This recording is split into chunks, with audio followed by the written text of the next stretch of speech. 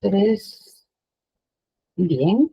Buenas tardes a todos y bienvenidos una vez más a nuestra última charla informativa de la maestría en Lengua y Literatura de la Unidad de Posgrado de la Facultad de Letras y Ciencias Humanas de la Universidad Nacional Mayor de San Marcos. Damos nuevamente la bienvenida al doctor coordinador de la maestría, Eduardo Lino. Doctor, buenas tardes. Adelante, por favor, con el inicio de la charla. Muy buenas tardes a todos aquellos que nos acompañan en esta sesión de Google Meet, así como también aquellos que siguen la transmisión vía las redes sociales, específicamente por el Facebook del Posgrado de Letras. Quiero, en primer lugar, agradecer enormemente tanto a Andrés, a Catherine, a Oscar, quienes hoy nos acompañan en esta última charla informativa. Una charla informativa que yo particularmente voy a disfrutar muchísimo, una charla informativa que básicamente nos reúne, nos convoca, estamos entre amigos, entre colegas, entre egresados y estudiantes, por supuesto, de la maestría. Y ¿quién mejor que ellos para poder dar muchas más luces, testimonios, por supuesto, compartir lo que ellos han vivido en sus años de aprendizaje en la maestría en lengua y literatura?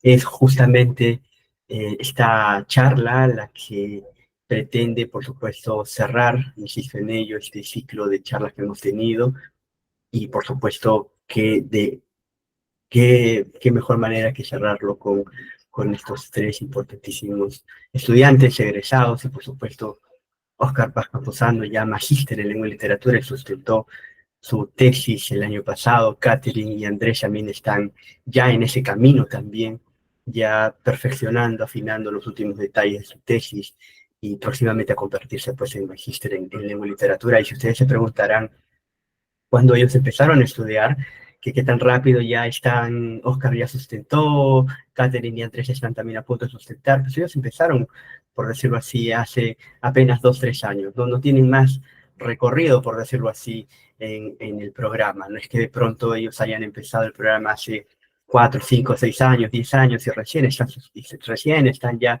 terminando la tesis. No, básicamente ellos son la muestra que con un trabajo dedicado, con mucho empeño y mucho compromiso de parte de ellos, sacan adelante sus trabajos de investigación, sus tesis.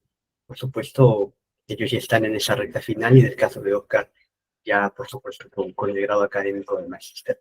Quiero empezar sobre todo esta primera parte de esta charla informativa, de este testimonio, conversando con ellos y plantearles una pregunta de entrada, ¿no? Que ellos de pronto puedan compartir ese testimonio, o mejor dicho, ¿por qué apostar? Esa sería la primera pregunta. ¿Por qué apostar por la maestría? ¿Por qué apostaron por la maestría en lengua y literatura? Ellos, al igual que todos nosotros, se enfrentaron con la noción del anteproyecto, se enfrentaron con esas dudas que todos tenemos a la hora de conversar sobre el anteproyecto, de hablar, de diseñar el anteproyecto. Y ¿por qué no, no? Es decir, ¿qué les tomó, qué les animó a decidir, a apostar por la maestría en lengua y literatura? Me gustaría iniciar con Catherine, luego por supuesto darle turno a Oscar y cerrar esta primera ronda con Andrés. Catherine, bienvenida. Debo decir que Catherine es egresada de la maestría en lengua y literatura, ella es traductora, es especialista, por supuesto, en lo que es también corrección de estilo, reúne sobre sí un currículum muy importante y ya nos va a contar muchas cosas más ahora que va a tomar la palabra. Catherine, adelante. Muchas gracias también por estar con nosotros. ¿Qué tal, doctor? Buenas tardes. No, muy contenta. Muchas gracias por la invitación. Me siento muy honrada de estar participando aquí esta tarde y haber sido testigo primero de su sustentación como doctor, lo cual yo me emociono por los logros, si bien no somos compañeros de estudios, pero me imagino que es una satisfacción muy grande haber alcanzado el grado de doctor, igual que Oscar como magíster. Las felicitaciones del caso y mi orgullo por ustedes.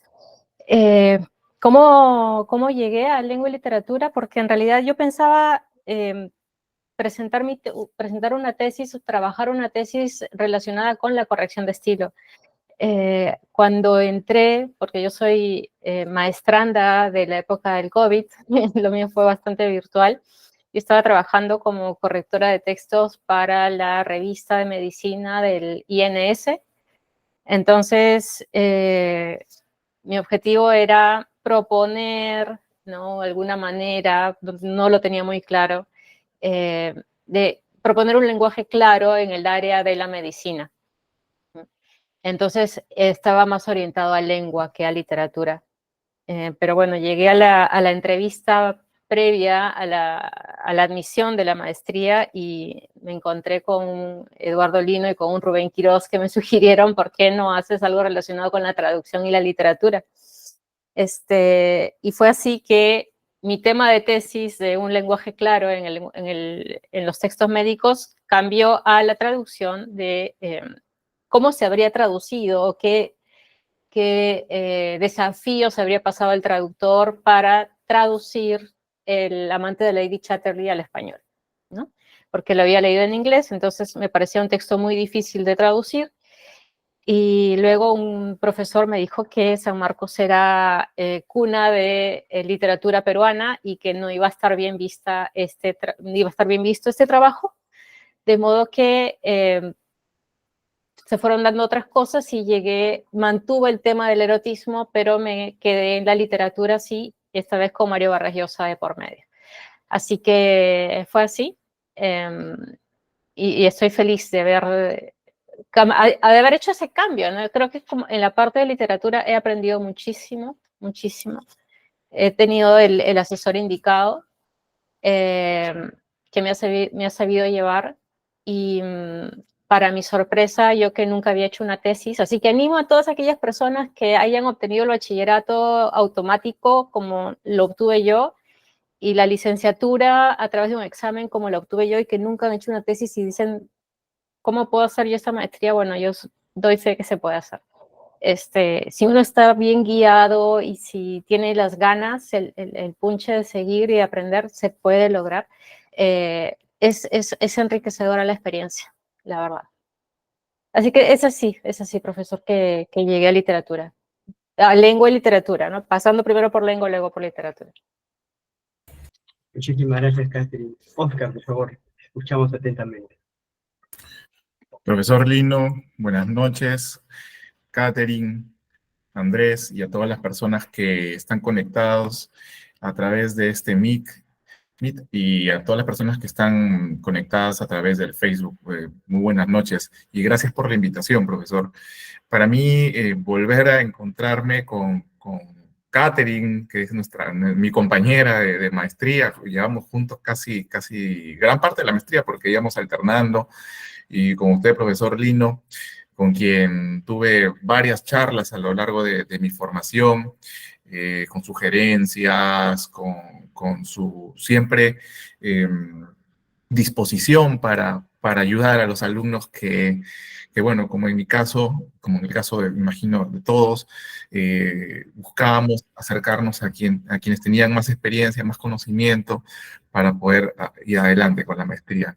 En mi caso, yo, cuando decidí estudiar la maestría, también me encontraba en la época de pandemia, primera ola, entonces surge la oportunidad de la virtualidad. Entonces, para mí, que trabajaba en ese momento para el diario El Comercio, yo soy periodista, era una oportunidad que no podía desaprovechar. Pero sabía que se venían muchos retos, había que generar o proponer un anteproyecto en una materia en la que yo conocía ciertamente, como muchos quienes hemos leído literatura, pero que no la conocía tal y como la planteaba la maestría de San Marcos, que era desde el punto de vista de un investigador en literatura. Y eso era algo que yo no era. Y esa fue mi primera gran sorpresa, porque la formación que yo tuve a lo largo de la maestría me permitió profundizar en ese campo tan, hoy yo lo veo así, tan apasionante, que es la crítica literaria, la investigación de la literatura. Y esto es muy importante porque cuando yo empecé la maestría, mi objetivo era eran dos, ¿no? Uno era conocer más sobre literatura y particularmente en profundizar en el conocimiento de la escritura a través de las emociones. Ese era básicamente mi objetivo, comprender a la literatura desde el punto de vista de las emociones literarias plasmadas en un material literario y llevarlas a la práctica de mi escritura, como periodista, como cronista. Ese era mi objetivo, básicamente. Y cuando me proponen, cuando me piden desarrollar un proyecto de investigación, pues hacia allí encamino mi proyecto de investigación. Luego tuve algunos inconvenientes de orden académico para mí porque no tenía el conocimiento necesario para desarrollar un proyecto de esa envergadura. Y tuve que, digamos, hacer algunos cambios. Para bien, siempre es para bien, porque me permitió conocer otro campo muy interesante que es el problema del otro y la obra de Enrique Congres, que seguramente más adelante hablaremos. Y la otra gran motivación que tuve es que yo quería profundizar mis conocimientos en lengua y literatura, perdón, en lengua, en lingüística, porque yo me había dedicado a la enseñanza años atrás y quería mayores conocimientos teóricos sobre gramática, sobre ortografía, sobre fonética, de la que también hablamos, semántica, y tantos otros campos de la lingüística, sociolingüística, que finalmente me permitió también desarrollar mi tesis. Entonces, tantas otras categorías de la lingüística que yo necesitaba profundizar en conocimiento para mi desarrollo como docente y luego descubrí que también como investigador.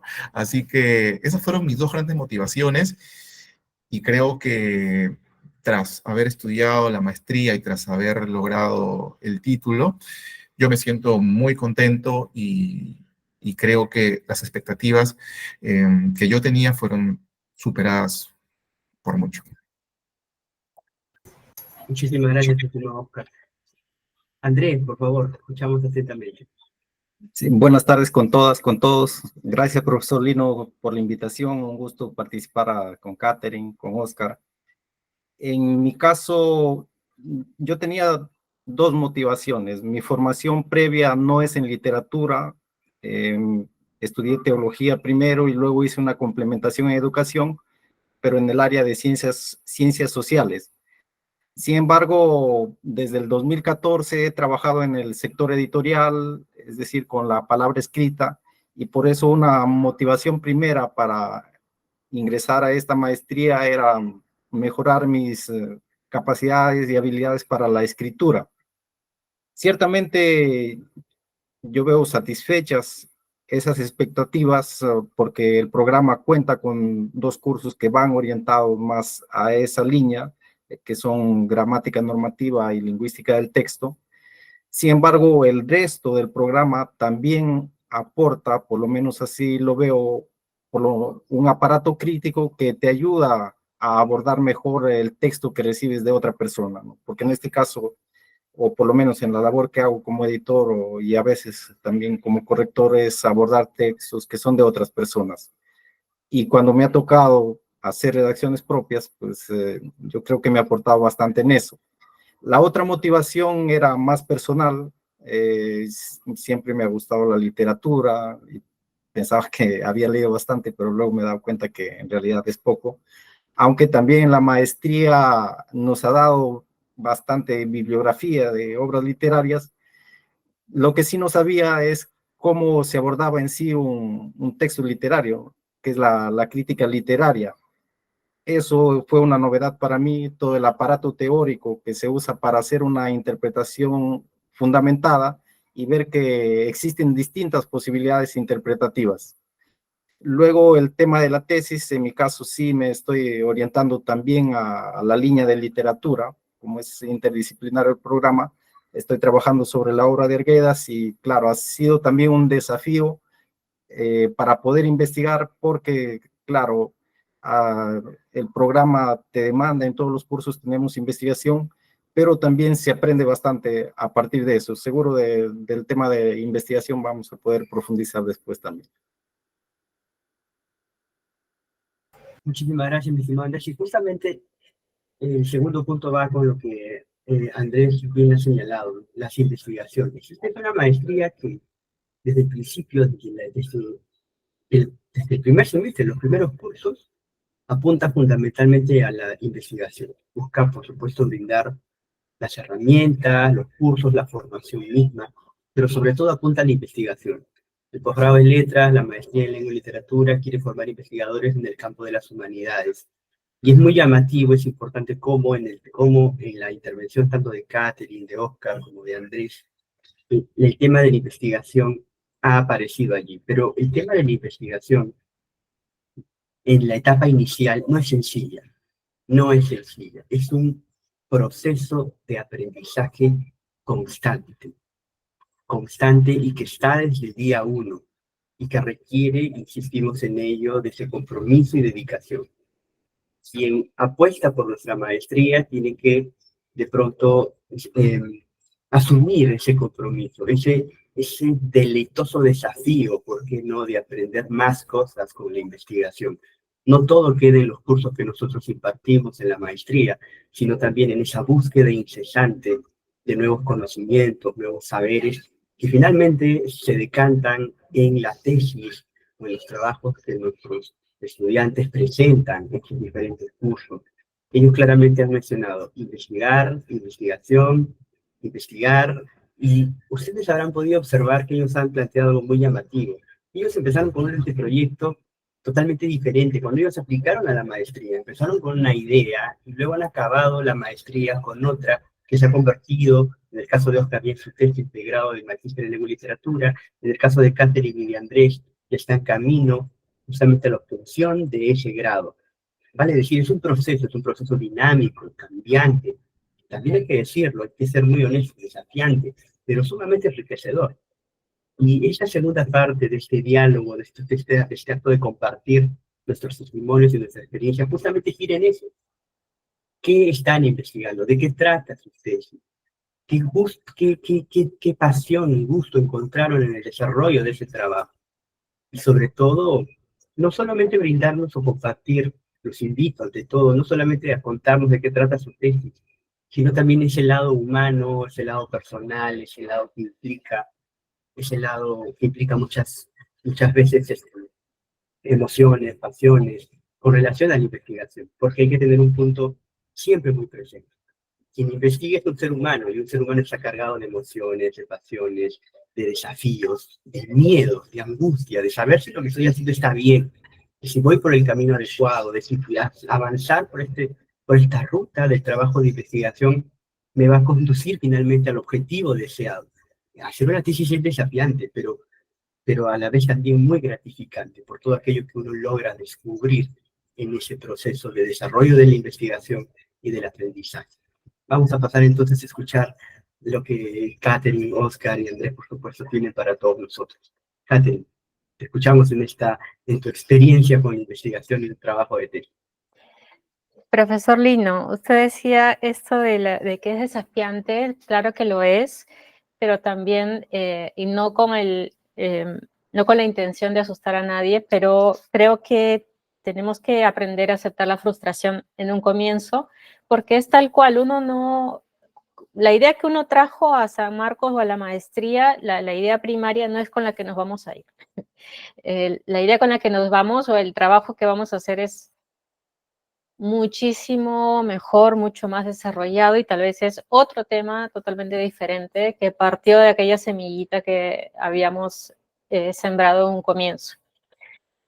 Es frustrante en un comienzo también, lo reitero, porque al comienzo es todo muy cuadriculado, ¿no? El anteproyecto, qué es lo que tiene que tener, los puntos, y la verdad es que si uno va a decir, mi primer capítulo va a tener tal y tal cosa, mi segundo capítulo, pero si no tienen claro de qué va a ir todo el trabajo, si no tienen claro todo lo que se va a desarrollar, es muy difícil poder escribir en detalle cómo se va a hacer el trabajo. Yo recién en el segundo año de la maestría es que he podido desarrollar mi tema de investigación, ¿no? fue variando, era un mutante, era un ser mutante durante el primer año hasta que pudimos encontrar el rumbo. Mi tema está relacionado, yo si bien no me quedé con la traducción como tema principal, pero sí que me llamó la atención en la literatura el erotismo y cómo Mario Vargas Llosa lo trabajó. Hacia ahí va mi tema de investigación en Elogio de la madrastra y los cuadernos de don Rigoberto. Primero, ya cuando me centré en el tema, yo quería hablar sobre la construcción del lenguaje erótico en estas dos novelas. A medida que uno va leyendo, la investigación es como cuando van a la playa y empiezan a escarbar con un palito en la arena. Escarban y hay más, y hay más, y hay más, y un autor los lleva a otro, y el asesor te dice, ay, por si acaso deberías tratar con este libro, ¿no? Y ese deberías, uno va y busca ese libro, y ese libro tiene otras referencias, y es una infinidad, y de pronto, como bien dijo Andrés, te das cuenta de que no has leído nada, o que te falta muchísimo material, ¿no? Y uno de nuestros maestrazos que tuvimos, Alberto Valdivia, decía, ¿no? Cuando no hay palabras para expresar algo es porque nos falta leer o porque no entendemos tal autor, vamos a la teoría. Busquemos otros trabajos de investigación, busquemos otros artículos académicos, ¿no? Que nos expliquen. Y entonces por ahí también nos perdemos, eso es lo que a mí me pasa, ¿no? Digo, ay, mira qué bonito esto me va a servir y todo nos va a servir. Y así es como vamos elaborando nuestra tesis. Bueno, yo empezaba con esto del lenguaje erótico. Yo le dije a mi asesor, yo no quiero ver los cuadros porque yo no soy experta en pintura, no me hagas ver los cuadros de Elogio de la madrastra y los cuadros de don Rigoberto que tienen muchísimas referencias a cuadros. Y la primera tarea que me dejó fue, hazme una lista de los cuadros y quiero que pongas cada uno de ellos en un documento aparte. No me quedé otra, entonces tuve que investigarme todos. En Elogio de la madrastra no hay ningún problema porque están contaditos, ¿no? La pinacoteca es corta, son 6 cuadros, si no me equivoco, pero en los cuadernos de don Rigoberto, échate a buscar. Y no todos están con el nombre verdadero, no todos los puedes encontrar en internet, es muy complejo. Poco a poco, la investigación, más allá de la creación del lenguaje erótico en estas dos obras, que no solamente me di cuenta, se construye, ¿no? Uno piensa el lenguaje, palabras, no. No solamente se construye con las palabras, se construye también con los objetos, en este caso los cuadros. Y mi asesor, César Augusto López Núñez, también un maestro del cual me siento muy honrada ser su asesorada, me puso sobre la mesa virtual, ¿no? Las palabras y las cosas de Michel Foucault, que yo no sabía cómo entenderlo porque nunca había leído filosofía. Y fue ahí, en esa lucha constante, en esas continuas preguntas que profesor, y esto, profesor, y lo otro, no entiendo. Y hasta ahora discutimos en el sentido de conversar, ¿no? Sobre los pliegues, el otro, la mismidad, la otredad, y cómo funciona, cómo se fusionan las palabras, ¿no? El texto y lo que yo llamo lo textil, ¿no? Y los cuadros. De ahí también escribí un artículo académico sobre la relación, cohesión y coherencia entre lo textual y lo textil, refiriéndome a las palabras y las cosas, ¿no? Textil, los cuadros, y textual, el texto, las palabras, ¿no? Que en ambos casos, tanto textil como texto, nos remite a tejido, ¿no? Y es así como se fusionan. También hay otro factor muy importante en estas dos obras, es una constante que también salió con las relecturas de las novelas, y es la presencia de los espejos. Más allá de los cuadros hay espejos. ¿Y qué pasa con estos espejos? Los espejos son fundamentales en la obra. Los espejos sirven para, no solamente para verse, a través de los espejos ven al otro, y a través de los espejos se ve también el propio lector. que es esa casilla vacía, ¿no? Que denominaría Gilles Deleuze, ¿no? Como ese espectador, ¿no? El lector espectador, el lector mirón, el voyeur, ¿no? Ese que mira, que espía. Hay una escena en los cuadernos de Don Rigoberto en que Lucrecia está disfrazada, vestida de prostituta en un taxi y el taxista la mira a través del espejo retrovisor. Y en esa mirada que recae en el espejo retrovisor, no lo podemos negar, está la mirada del lector también. Entonces, es un elemento en el que confluimos todos, ¿no? Tanto los personajes reales, que yo llamo reales a Lucrecia, Rigoberto, Fonchito, Alfonsito y Justiniana, y los personajes ficcionales dentro de la ficción que vendrían a ser aquellos que aparecen en los cuadros, ¿no? Entonces, bueno, por ahí entra mi investigación un tanto compleja porque la parte teórica hay que investigarla mucho, no nos quedemos con dudas. Yo 1000 veces le he preguntado a mi profesor, ¿qué es el pliegue? Profesor, el pliegue, esto a través o sobre la base de lo que propone Gilles Deleuze, sobre lo que propone Foucault, ¿no? Mi trabajo es sobre una base Foucaultiana. Pero no es nada sencillo, pero sí que es muy rico investigarlo y espero llegar a buen puerto y no desviarme a puertos alternos, porque esa es la tentación en el trabajo de investigación. Muchísimas gracias, Catherine. Oscar, te escuchamos también en esta segunda ronda de intervenciones. Gracias, profesor Lino. Bueno, en mi caso, como yo mencioné en mi participación anterior, busqué investigar sobre las emociones en la literatura y quise vincular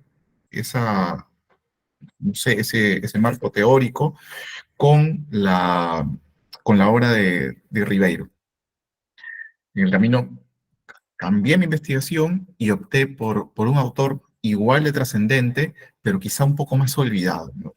Que quizá hemos leído en la infancia, pero que básicamente quedó allí como un cuento bonito, o más bien un cuento triste, ¿no? En el caso de Limoracero, un cuento bastante eh, desgarrador, ¿no? Un cuento desgarrador, duro, o El niño de Junto al Cielo, ¿no? Que tiene la misma lógica, ¿no?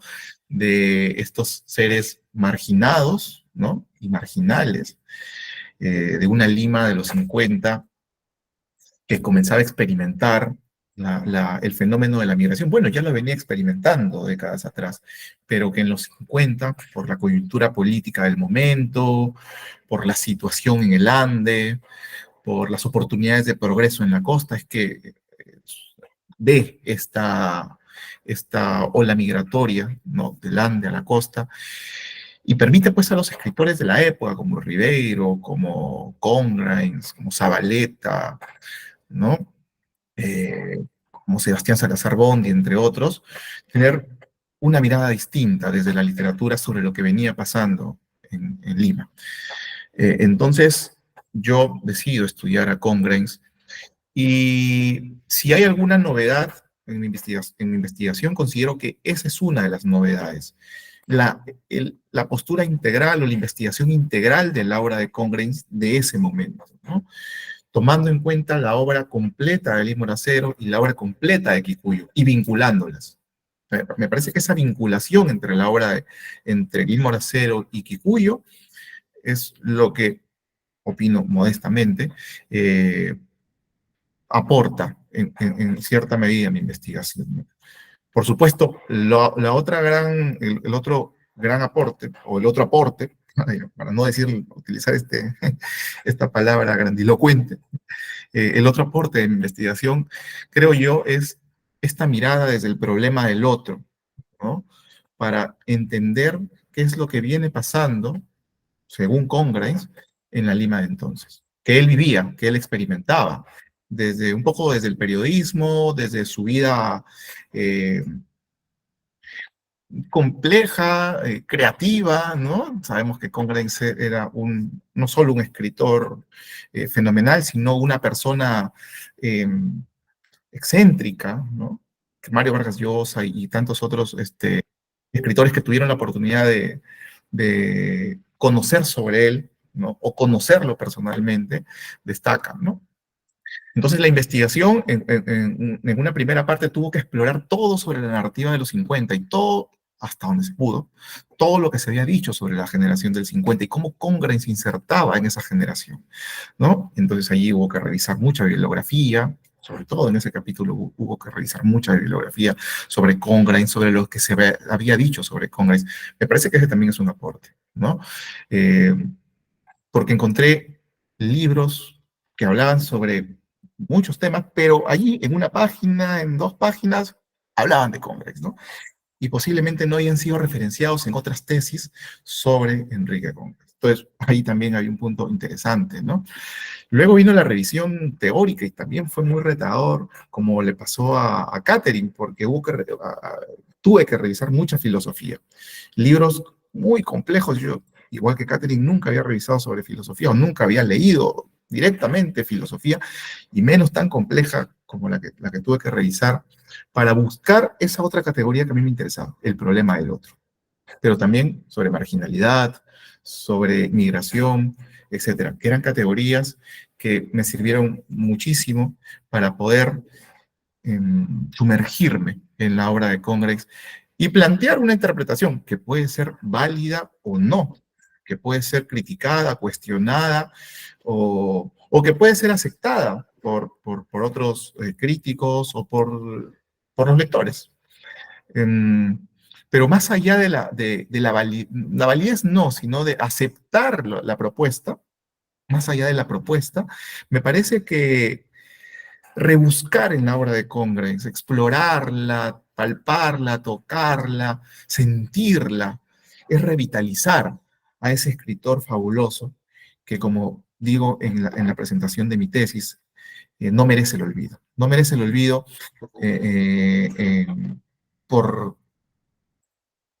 por la belleza de su obra, por una belleza trágica, ¿sí?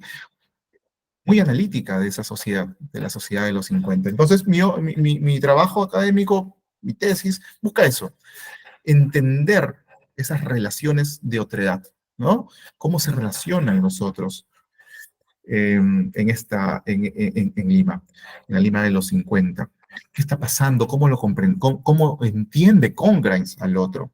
Pero cómo esos otros que construye Congres se entienden entre sí también. Cómo se rechazan, cómo forman este sentido de comunidad, cómo es que esa perspectiva de mirar al otro puede variar desde lo que ocurre en Lima a lo que ocurre en la Sierra de la Libertad, en Matucana, perdón, en la Sierra de Lima, algunos kilómetros más allá de Matucana, ¿no? Principalmente hablando de la obra de Kikuyo, ¿no? Del cuento Kikuyo, que hasta donde pude investigar no había sido abordado en gran medida por la crítica. Entonces, básicamente esa fue mi investigación, ese fue mi aporte, analizar el problema del otro en estos 2 libros capitales de Enrique Congres. Muchísimas gracias, Oscar. Tanto Catherine como Oscar han remarcado la importancia de siempre buscar, revisar bibliografía, profundizar en texto. Y una parte clave, ¿no?, que ella mencionaba también, es justamente enfrentarse o revisar libros que nunca antes habían podido trabajar o leer, o que no necesariamente estaban en el radar, por decirlo así. Andrés, me gustaría ahora escuchar justamente la relación descubrimiento-aprendizaje que tienes con tu tema de investigación. En mi caso, profesor, compañeros, yo opté por un autor canónico y la obra más canónica suya, Los ríos profundos, de José María Arguedas. A lo largo de la formulación de la investigación no cambié, digamos, la obra que iba a trabajar, pero sí la orientación de lo que iba a trabajar. Inicialmente pensaba, por algún trabajo anterior de hace varios años que había hecho, era enfocarme en la cuestión ecológica, la relación ser humano-naturaleza. Sin embargo, también el profesor César, mi asesor, me me sacudió un poco y me orientó ahí para buscar otro aparato teórico. Y eso fue, claro, modificó en gran medida la idea inicial que tenía, porque Los ríos profundos fue escrito por Arguedas en el 58, ¿no? La cuestión ambiental no era una preocupación mayor todavía en ese entonces, y la presencia de agentes, así prefiero llamarlo, de agentes no humanos en la novela, que participan como personajes en gran medida, entonces no vendría de un interés ambientalista, ecologista. Claro, eso lo pude comprender yo después de leer regular y también de iniciar con la investigación teórica. Fue así como formulé, y el planteamiento final con el que me quedé es analizar, sí, las relaciones entre agentes humanos y no humanos en esta novela, y he empleado justamente esta palabra de agentes para recalcar que ambos, tanto las presencias humanas y no humanas que hay en el relato, son concebidos como actores, no actantes serían. Ese fue el desafío inicial al que tuve que llegar. Me costó porque yo, como les digo, tenía otra perspectiva. Y luego era el tema de Los ríos profundos, que es una novela sobre la que hay crítica un montón, ¿no? Distintos tipos de análisis. El primer desafío era ver si todavía yo podría decir algo más sobre esta novela. Y lo que encontré era justamente que esta forma de abordar de este aspecto específico, porque como pueden ver me he limitado a solo un aspecto, me parece, o por lo menos según he identificado, el menos explorado. Y por eso me pareció que todavía se podía decir algo sobre eso. En cuanto al aparato teórico, he optado por investigaciones que le llaman ahora del giro ontológico, que son algunos trabajos de antropología que analizan el pensamiento, digamos, dentro de sus limitaciones propiamente indígenas, ¿no?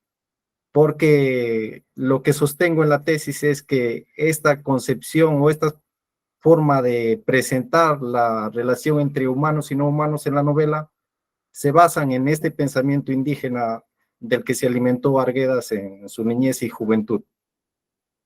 Eso es lo que estoy trabajando. He seleccionado algunas secciones para mi lectura, por ejemplo, la relación entre Ernesto y el río Pachachaca o el Zumbailo, y también la posibilidad de agencia política de estos seres no humanos, como el río Pachachaca, que se involucra en los eventos sociales y políticos que ocurren en Abancay y en el colegio.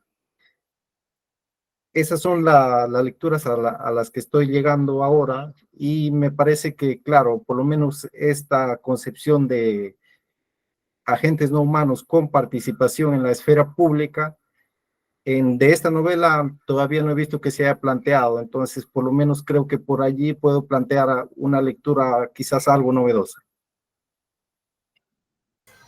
Muchísimas gracias, Andrés. Andrés ha planteado un aspecto importantísimo, ¿no? Nosotros cuando hacemos un trabajo de investigación y tomamos, elegimos a un autor canónico importantísimo, vital, como por ejemplo José María Arguedas, surge la pregunta, ¿no? ¿Qué de nuevo, o cómo podemos aportar con un autor que es prácticamente muy estudiado, asediado, está siempre en constante evaluación? Y Andrés ha mencionado algo clave, ¿no? Nosotros podemos aportar sobre un autor que es muy estudiado, siempre y cuando revisemos todo aquello que sobre el autor se ha escrito. Es decir, toda esa comunidad científica que se ha encargado de revisar, de estudiar la obra de Arguedas, hay que sumergirnos en ese mar y encontrar curiosamente lo que no hay. Y es a partir de allí donde ustedes pueden dar el aporte. La maestría de pronto no va a rechazar, por decirlo así, que estudien un autor muy, muy, muy canónico, muy abordado, sino la pregunta es, ¿ya se ha revisado la bibliografía al respecto? ¿Qué de nuevo podemos encontrar? que es aquello con lo que nosotros podemos aportar. Y esa revisión bibliográfica, ese aprendizaje nos lleva a esa tercera ronda, una tercera ronda donde tiene que ver ya mucho más con la experiencia que han vivido ustedes en los diferentes cursos, las propuestas de los cursos, cómo han pasado ustedes ese aprendizaje en los mismos cursos, en los cursos de teoría literaria, de literatura peruana, de lingüística del texto, acaso también en el curso de gramática normativa, en fin. Es decir, ¿cuál es esa experiencia que ustedes tienen de los cursos? ¿Cómo ustedes han podido eh, eh, llevar a cabo esos cursos? Y me gustaría, por supuesto, empezar con Catherine y que pueda contarnos un testimonio como estudiante de la maestría. Adelante, mi estimada Catherine. Gracias, profesor. Bueno, yo creo que lo que te da la maestría antes de pasar a los cursos es una visión crítica de absolutamente todo.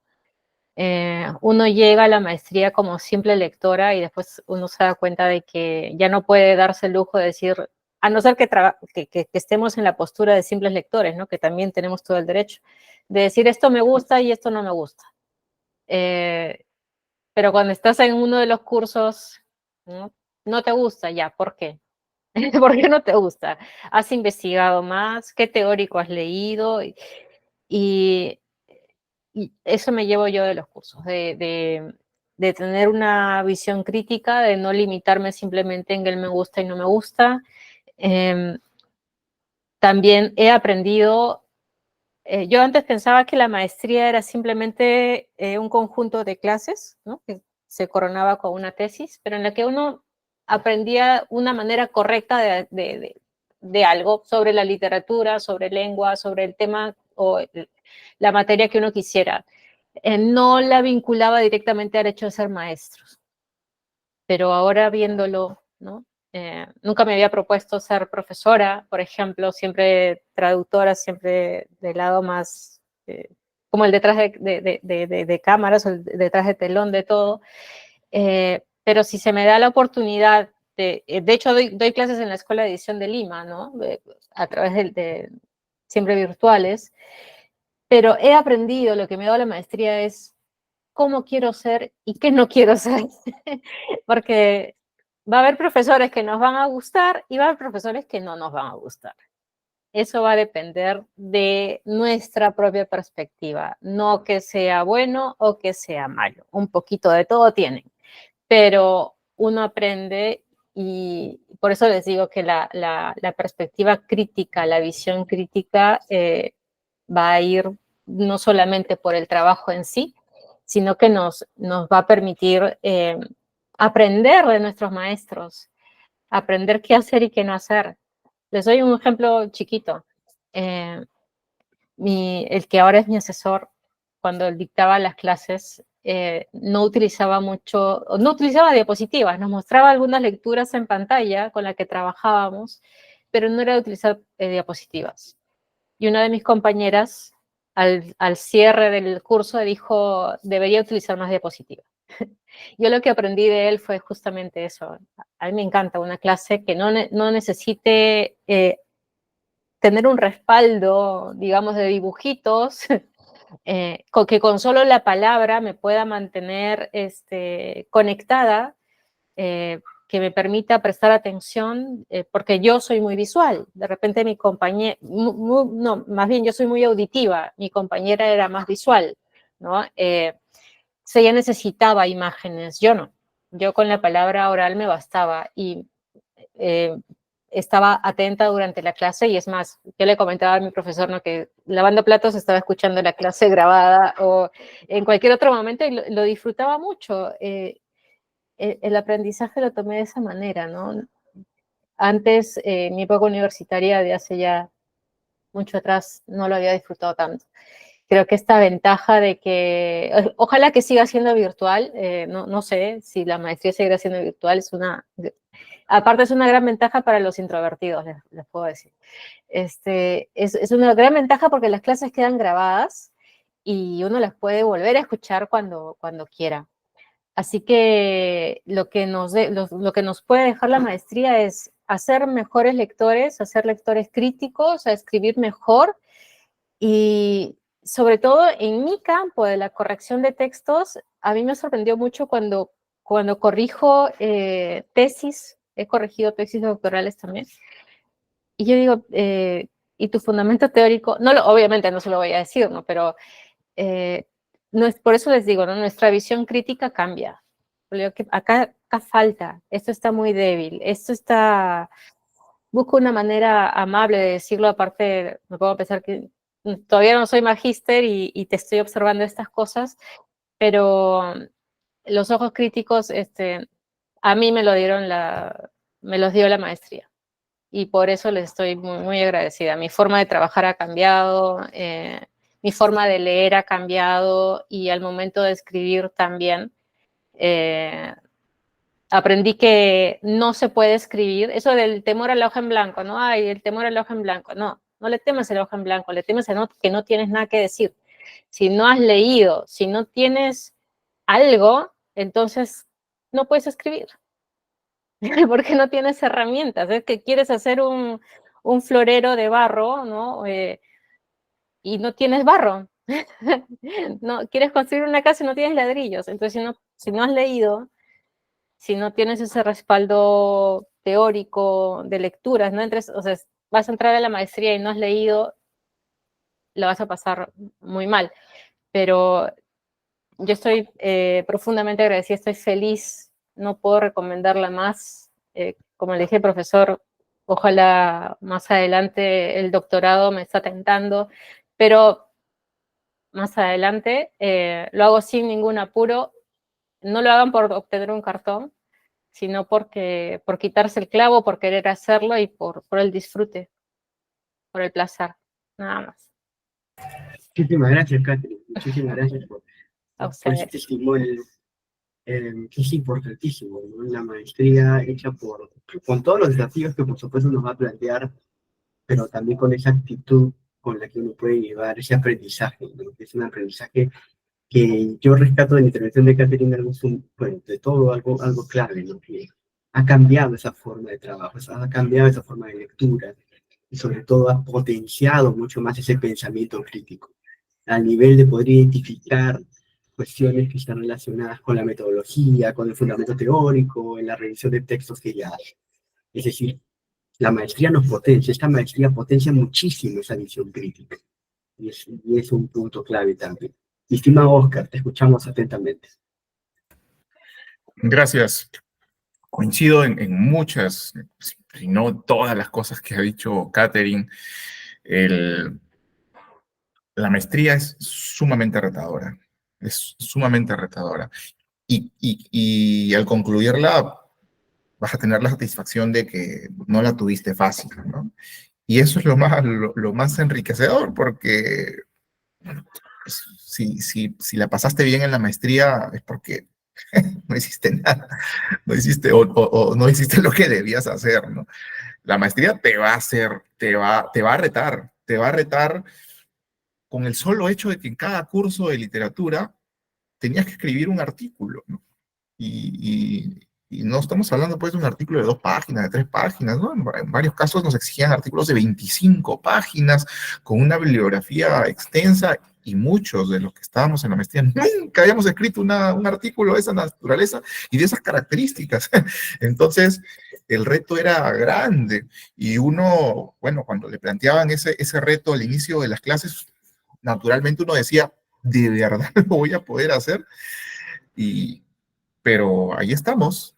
El reto estaba y había que leer, había que estudiar, había que sentarse, había que pensar y plantear ideas, producir. Eso era lo más interesante. Producir ideas y plasmarlas y escribirlas. Pero no de la nada, no de mi inventiva, no de lo que soñaba, ¿no? Sino de producto de la investigación, producto de las lecturas. El producto de lecturas que nuestros docentes nos proporcionaban, nos guiaban, nos decían, aquí puedes encontrar el camino. Y lo interesante de esto es que quienes te lo exigen son investigadores, y eso es motivador. ¿Por qué es posible? O sea, las personas que están al frente de ti y con quienes tú experimentas clase a clase el desarrollo de todos los temas tratados, ya sea en lingüística como en literatura, son un excelente modelo a seguir. Todos son investigadores, todos tienen libros publicados, son muy reconocidos en los que han hecho, tienen especializaciones en sus propios campos, algunos desarrollan su vida académica aquí en el Perú, otros en el extranjero. Entonces, digamos que eso realmente es motivador. Es súper bueno. Y a mí eso me motivaba un montón. Y se pudo, como todos lo logramos, ¿no?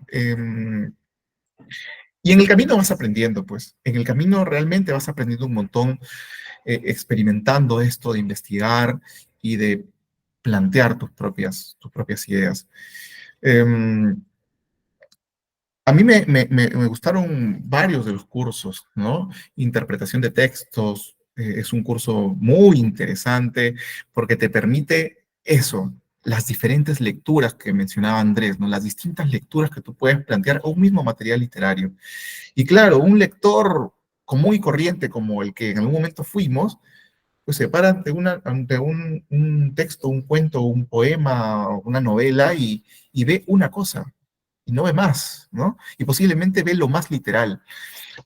Pero luego de experimentar la maestría, uno ya puede ir más allá de lo que está en la superficie, ¿no? De lo que el escritor parece haber dicho de forma tan sencilla y tan práctica, pero que en el fondo esconde todo una carga simbólica, cultural, artística, estética, ideológica, política, lo que tú gustes explorar en ese texto. Pero eso te lo permite la maestría, porque te da las herramientas teóricas, te da las herramientas operativas, ¿no? Y te da la motivación, pues, te da los ejemplos, que son los docentes en cada curso. Así que para mí, todos los cursos fueron de mucho aprendizaje. Fueron de mucho aprendizaje y de cuando en cuando los reviso para no olvidarme. Es más, de cuando en cuando me gustaría ingresar a ver a los cursos de nuevo, cómo se están dictando, ¿no? De repente hay cosas nuevas, lecturas nuevas. Uno se queda con esas ganas de seguir aprendiendo, de verdad. Y en la maestría de San Marcos yo aprendí muchísimo. Así que totalmente recomendable para todos. Muchísimas gracias, Oscar. Eh, sí, la maestría siempre es una invitación a las constantes lecturas, a la renovación de estas. Y rescato, por supuesto, de contarnos tu experiencia en la maestría, la escritura de los artículos, de los trabajos. Es muy cierto eso. De pronto, muchos de nosotros entramos a la maestría y nunca antes hemos escrito una tesis o un artículo académico. Y el profesor nos dice, acaso desde el primer día, el trabajo final es un artículo académico, 25 páginas, con estos requisitos, con estas condiciones, y uno de pronto se puede abrumar y decir, caray, ¿dónde estoy? ¿Qué sigue ahora? ¿Cómo hago esto? Y lo que parece, pues, hasta cierto punto imposible, comillas, imposible en la semana 1, al llegar a la semana 15, a la semana 16 con el producto, uno termina diciendo, pues, caramba, se puede hacer esto, sí es posible, sí se puede dar, sí se puede desarrollar, pero como bien dijo muy bien Oscar en su intervención, es producto de la investigación, es producto de un proceso, es producto de un aprendizaje. Y justamente tomé nota de lo que él mencionó, ¿no? Es el reto de leer, el reto de estudiar, de pensar. Y Oscar dice algo que me parece clave, ¿no?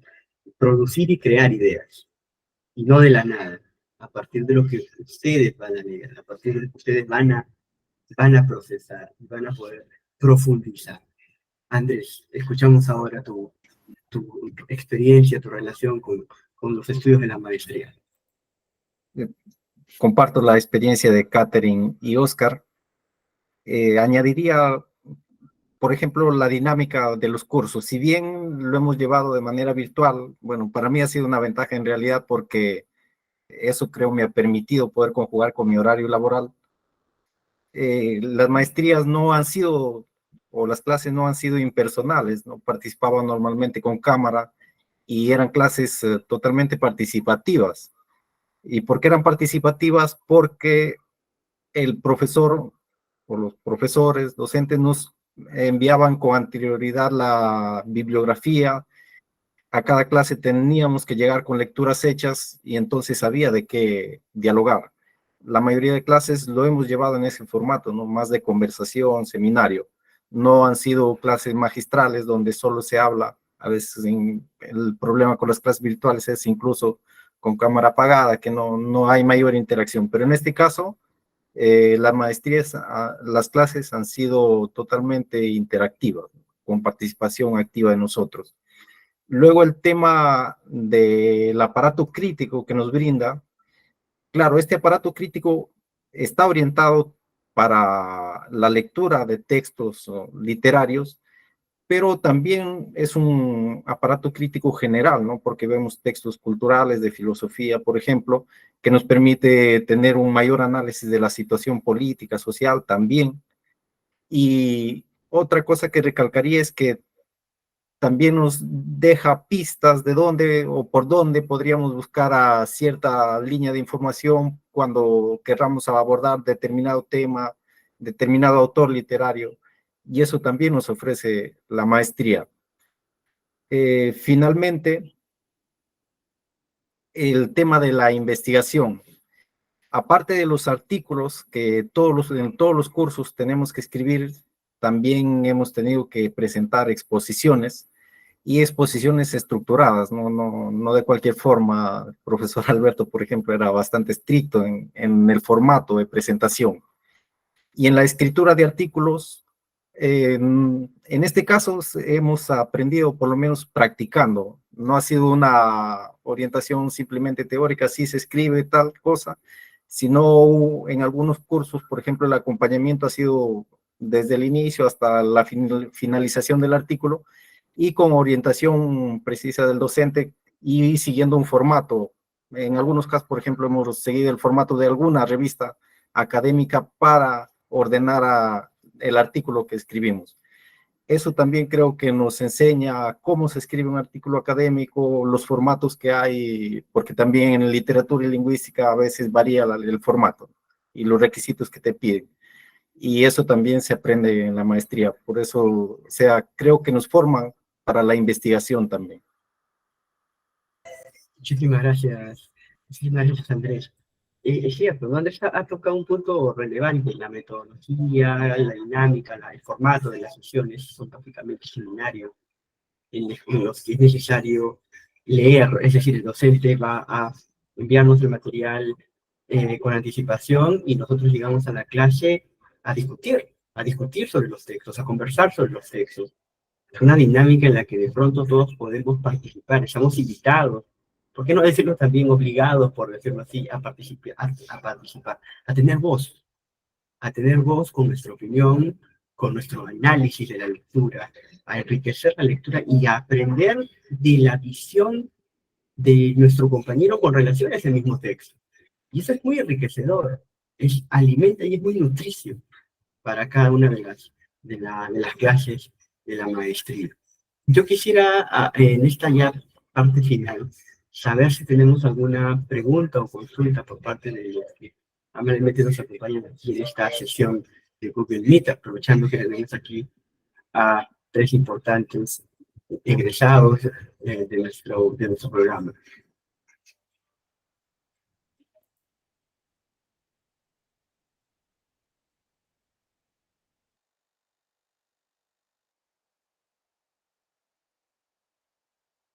Adelante, estimada Yuri, te escuchamos.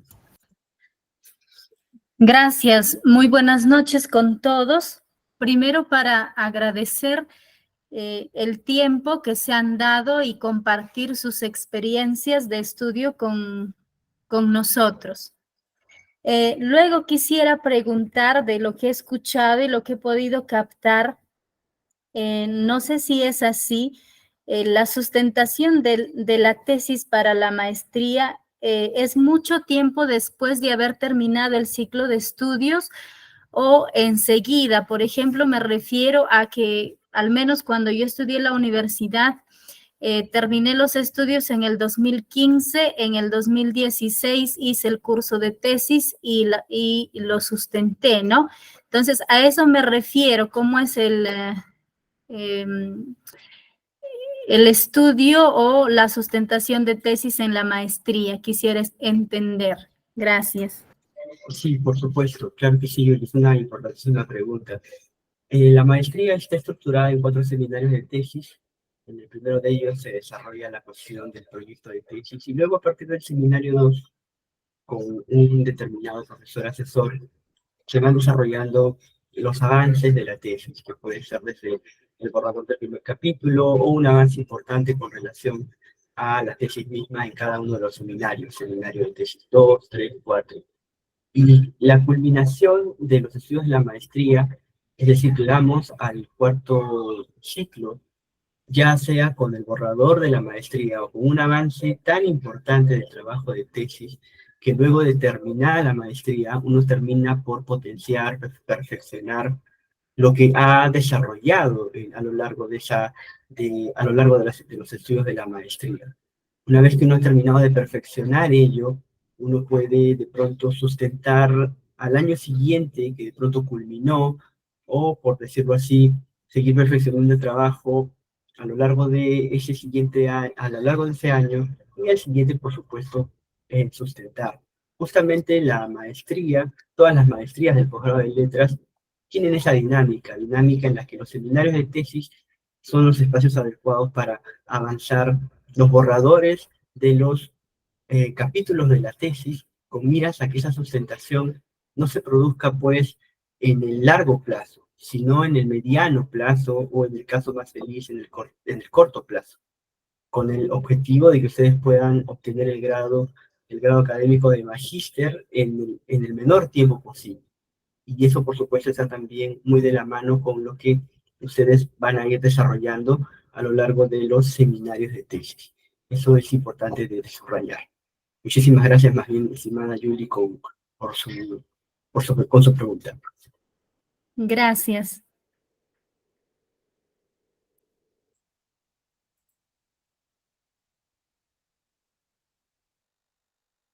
Estimada Yuri, estimados participantes, ustedes creo que sí lograron escuchar mi intervención, ¿cierto? Porque en el chat tenemos una intervención en la que se indica que no se pudo escuchar, pero parece que solamente fue una dificultad técnica, aparentemente, con nuestra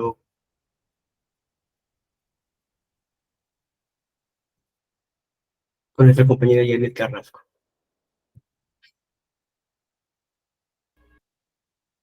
Nuestra compañera, a ver, Clarisa Montes pregunta si siendo egresada de Economía puede postular.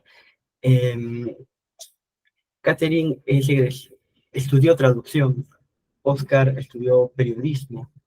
Andrés, por favor, actualízame, tú vienes de la rama de educación, ¿cierto? Teología y educación, sí. Teología y teología y educación. Sí, por supuesto, la maestría, si bien es cierto, está pensada para el ámbito de alguien que proviene de las humanidades, está abierta, por supuesto, a otras disciplinas. Si hay ese interés, ese compromiso por querer aprender desde cero, ¿por qué no plantearlo así? La maestría está abierta, la maestría lo va a potenciar. Catherine mencionó en su intervención algo clave, ¿no? Ella obtuvo el bachillerato automático, luego llevó un curso de titulación y recién hizo una tesis en humanidades en la maestría. Y le está haciendo. El caso de Oscar me corregirá, es un caso similar, así que están las herramientas en la maestría para poder venir, por decirlo así, de diferentes áreas, de diferentes carreras, y en esta maestría en particular se les va a dar esas herramientas claves para poder desarrollar esos trabajos de investigación, esas tesis, y esa maestría de manera particular, porque si ustedes han podido observar nuestra malla curricular, tiene cursos muy bien diseñados, cursos específicos, ¿no? Si bien es cierto, la metodología es como a la manera de seminarios, tenemos cursos que están muy bien orientados, cursos de teorías literarias, cursos de teorías lingüísticas, cursos de interpretación de textos, que son cursos formativos. Así que están apuntados para alguien que se quiere iniciar en este terreno. Y bienvenido, por decirlo así, o bienvenidas si vienen también, por supuesto, de disciplinas que no son necesariamente del ámbito humanístico. Sí, por supuesto, nuestras clases del posgrado de letras seguirán siendo virtuales, por supuesto.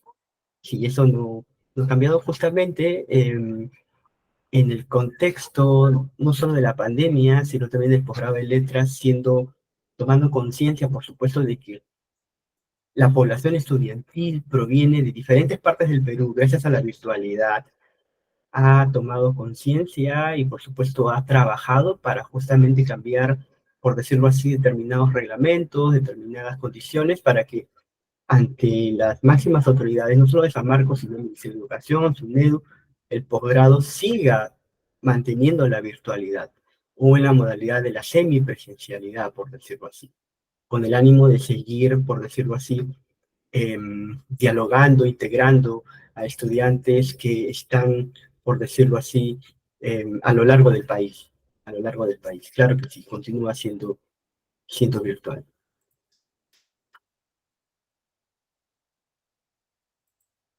Bien, yo quisiera en todo caso cerrar brevemente dando algunas pautas muy generales del anteproyecto de tesis. Y luego me gustaría cerrar con una reflexión final de Catherine, de Oscar y de Andrés. La cuestión del anteproyecto, que a veces suele ser el punto que por allí tiende a, a retrasar acaso la postulación o la aplicación, o aún que puede generar ciertas dudas.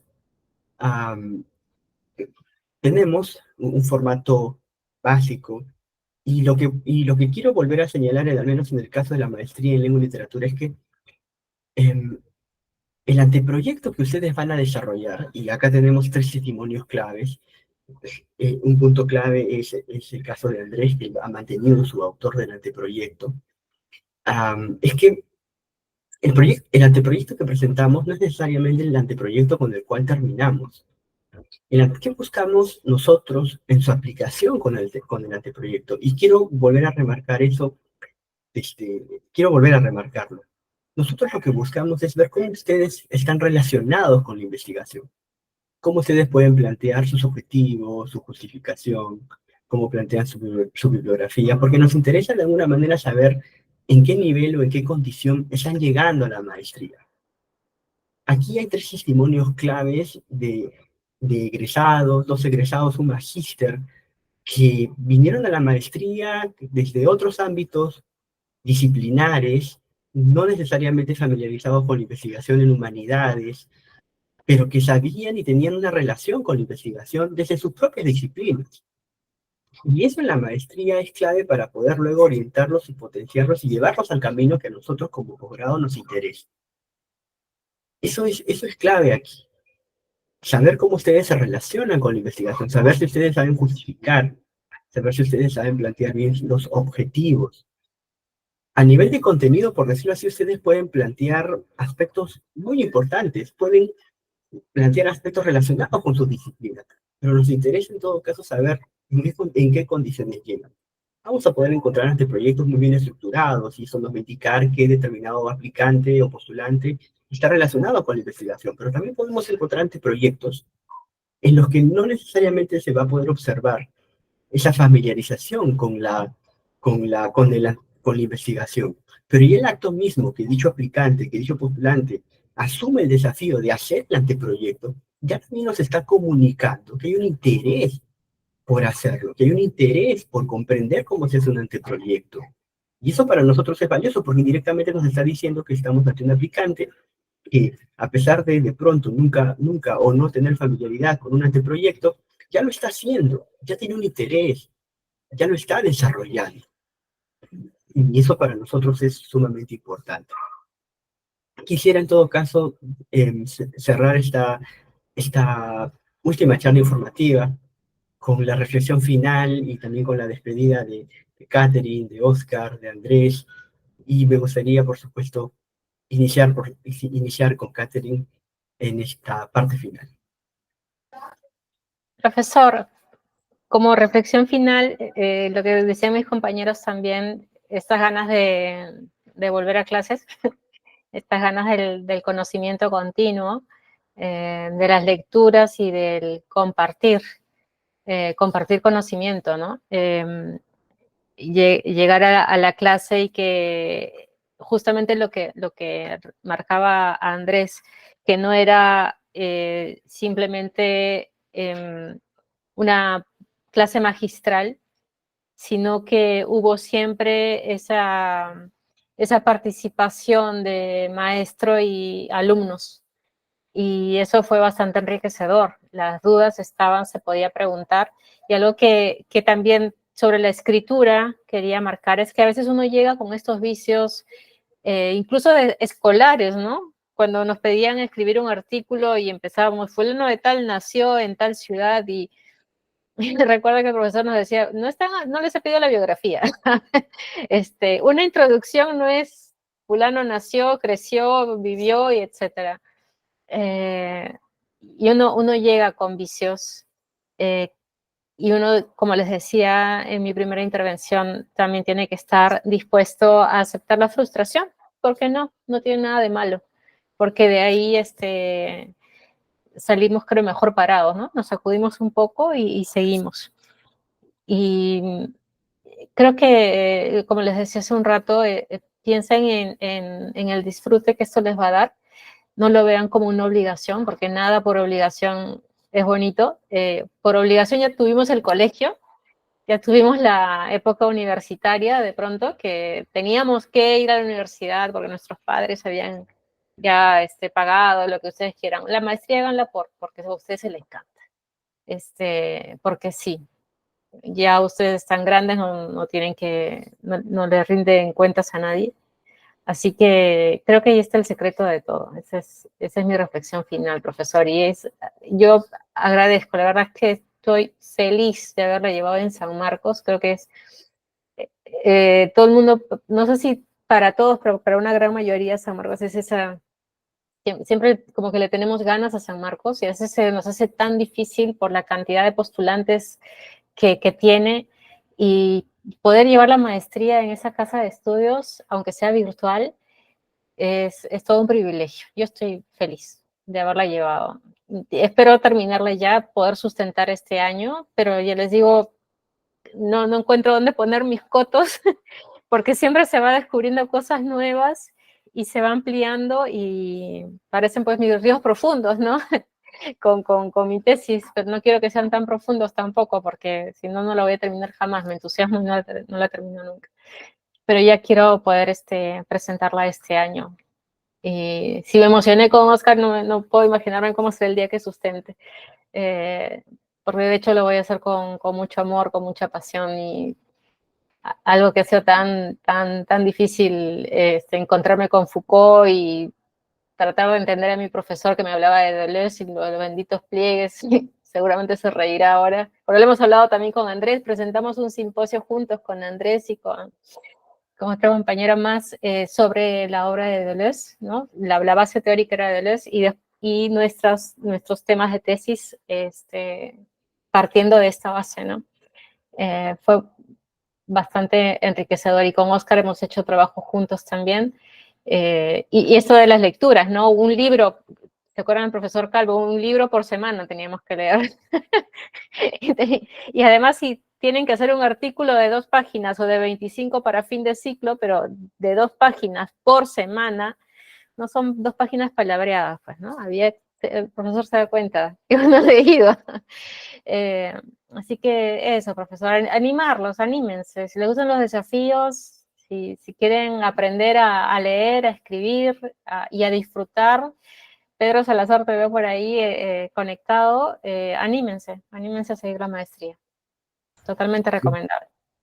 Muchísimas gracias, Catherine, por esa importantísima invitación y por lanzarnos pues ese desafío y esa invitación de todas luces.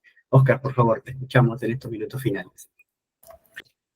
Bueno, yo también invito a todos los que están interesados en en ampliar sus conocimientos en literatura y en lingüística a llevar la maestría, porque se van a llevar una experiencia muy interesante y creo yo que es una experiencia que marca un antes y un después. Para mí, así lo fue.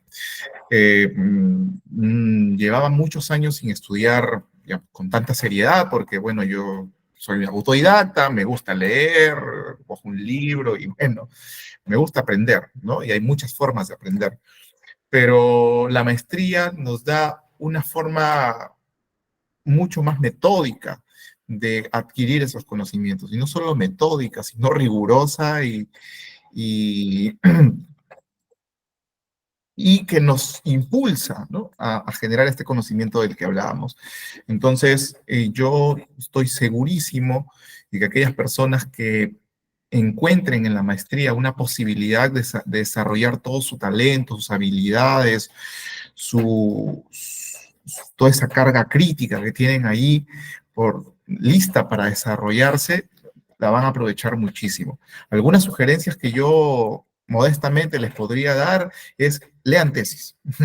Lo primero que tienen que hacer es que si quieren escribir una tesis, lean tesis. No va nadie, ningún productor de películas ha hecho películas sin ver películas, ¿no? Y ningún novelista ha escrito novelas sin escribir novelas, perdón, sin leer novelas.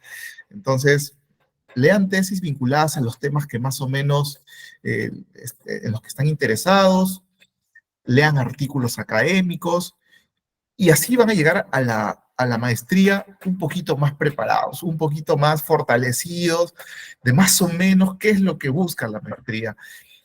Me parece que eso les va a ayudar muchísimo. Y nada, a disfrutarla. Muchísimas gracias, Oscar. Muchísimas gracias. Definitivamente ese es el mensaje, ¿no? Disfrutar la maestría. Hacerlo por ese placer al cual también aludía Catherine en su intervención. Andrés, te escuchamos. Claro, añadiría que la maestría es un programa que estimula la reflexión, al pensamiento, ¿no? Es una de las características, por lo menos que para mí me ha gustado y me deja una gran satisfacción el haber completado este programa el año pasado.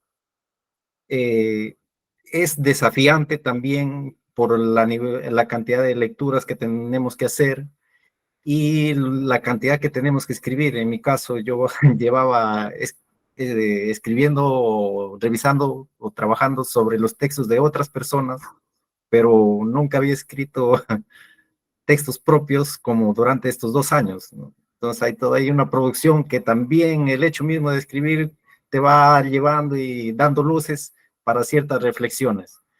Entonces se aprende en la práctica, creo, el programa, y complementaría que también por lo menos es económicamente accesible con la calidad de docentes que hemos tenido.